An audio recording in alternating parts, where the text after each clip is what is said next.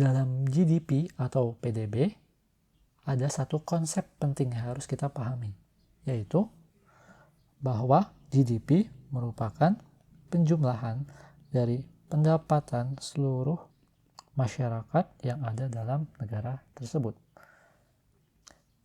Sebagai contoh, dalam sebuah negara hanya terdiri dari 3 orang. Rakyatnya cuma 3 orang. Masing-masing dapat gaji 3 juta. Ya. Artinya pada negara tersebut GDP-nya adalah 9 juta. Penjumlahan dari pendapatan dari sebuah negara. Ya. Nah, ketika salah satu orang dari negara tersebut memiliki kenaikan gaji menjadi 4 juta, yang awalnya 3 juta, maka GDP dari negara tersebut pun akan bertambah menjadi 10 juta. Ya.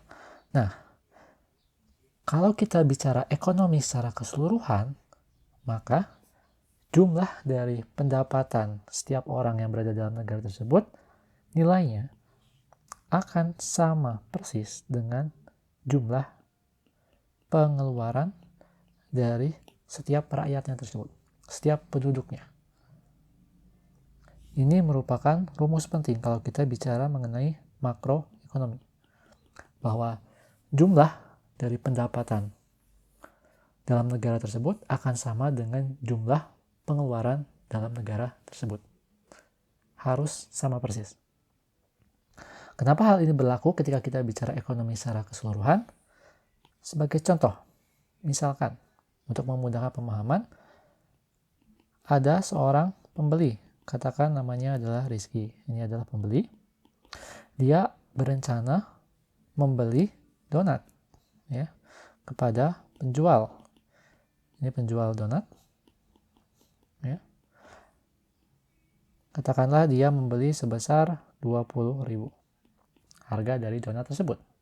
Nah, maka di sini coba kita lihat dari sudut pandang Rizky sebagai pembeli, maka 20.000 ini adalah apa?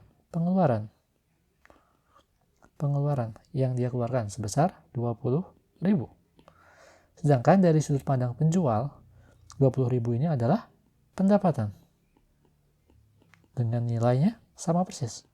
Karena terjadi tukar-menukar antara Rizky dan penjual. Rizky memberikan uangnya kepada penjual dan penjual memberikan donatnya kepada Rizky. Dengan kata lain, kalau kita bicara ekonomi secara keseluruhan, maka pengeluaran dari seseorang, pada kasus ini Rizky, jual. Dan ini hanya berlaku ketika kita bicara makroekonomi secara keseluruhan.